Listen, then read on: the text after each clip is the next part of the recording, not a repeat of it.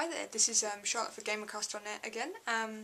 So this is, I guess, a trial run for something that I want to try. So very recently I rediscovered the magic of the Atari 2600. Now, we didn't have one of these when we were younger, mainly because, unlike in America where these were kind of the console that you had, in the UK everyone had a Spectrum and we had a Spectrum, so, well, we maybe had a Commodore, but we had a Spectrum. We've had an Atari for like at least 10 years now. However, up until recently I didn't realise that there were good games on the Atari. All the games we had before were mainly all the Atari ones. I don't think I'd ever played one of the Activision titles or any of the Apollo or 20th Century Fox titles that were released in America only. Very recently I got really into Ataris because of an amazing, if you ask me, present that I've got my sister. That is an ongoing present. So I'm going to show you some of the amazing games and slightly weird games that can be found for the Atari 2600 on my lovely little junior system that I got for Christmas, because I wanted one for in our house because I just really love playing some of the games. So the first game that I'm going to show you, if people like these videos, if not, maybe I won't do another one, maybe I will still, because I just want to show off these amazing games. The first one is not actually a game that you can buy. Now, and this is a what is it? This is, I suppose you could call it a homebrew. It's basically a reproduction cart of a game called Red Sea Crossing. Now, I think there's something like one cart of the game exists in like the whole world, so you basically can't get hold of it unless you're going to pay a lot of money. However, over at AtariAge.com, which are a fantastic website if you want to get into Atari games at all, for any Atari, Jaguar 7800, 2600, which is my personal preference. So this is actually a very limited reproduction cart. As you can see, it's a collector's edition B39. Now, what's special about Red Sea Crossing was it was only available via like a magazine order, and there were, I think it's like it was found after that someone sold the cart, like on I think it was on Game Gavel. The internet exploded with what on earth was this game, and someone found like an advertisement in a magazine of you could send away and you'd get the game, you'd get a colouring book, and then you'd also get a audio cassette. Now, no one's ever found the audio cassette or the colouring book.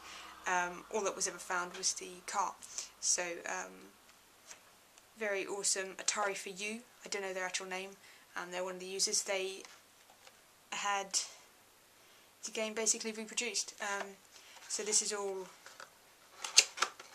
like their own design, basically. You've got the cart. And I went all out, so I got the colouring book and the instruction manual as well. Although they gave us a colouring page rather than a colouring book. So you've got the game instructions. It's only 2 pages, but a lot of Atari games were very small. And then the amazing colouring page, which unfortunately I won't be colouring in. So, without further ado, I guess we'll have a look at how crazy this game is, huh? Okay, so here is Red Sea Crossing.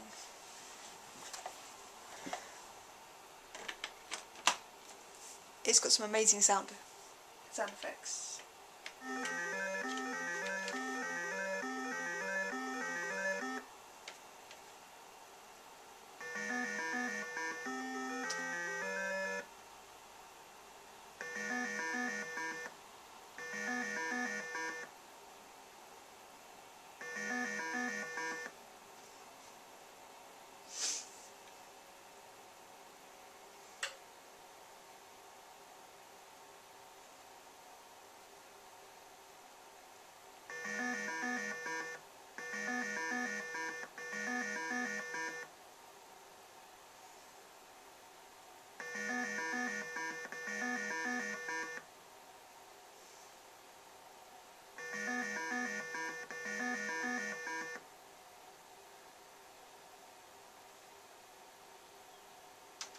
It does get a bit quiet if you're not jumping.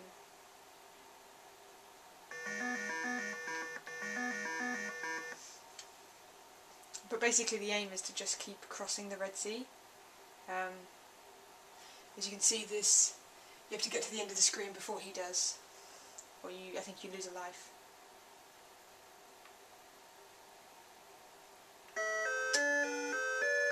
Like that.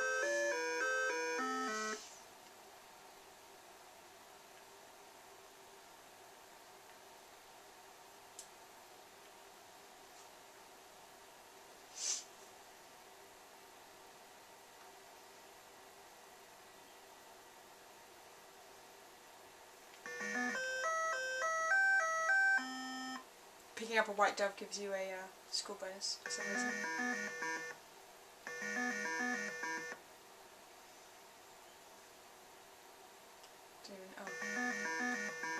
See, I didn't even know what that was.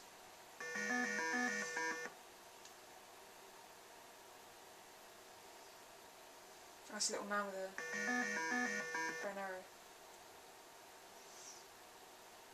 I believe that your progression is this big line up the top. So you've got to get like to the end basically.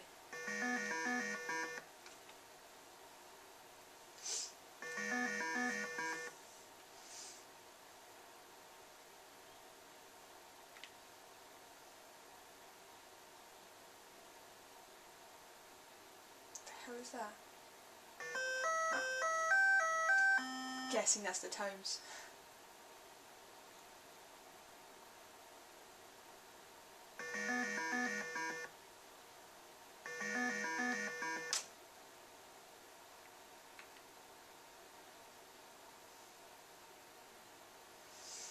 As you can see, it's pretty much the same thing over and over again.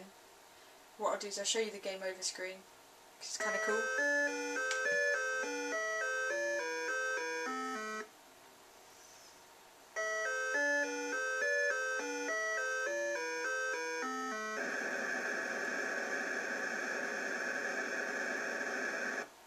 So the Red Sea comes back up, well, closes its gap. So I think it's safe to assume that was a bit of a weird game. It's probably why there's only one copy in existence, to be fair. It's quite an interesting game though, and now I kind of, whilst it's not like the original cart, I own like a piece of Atari history, which is really cool. And since the guy, I'm not sure how many he produced, or she produced, I'm not sure.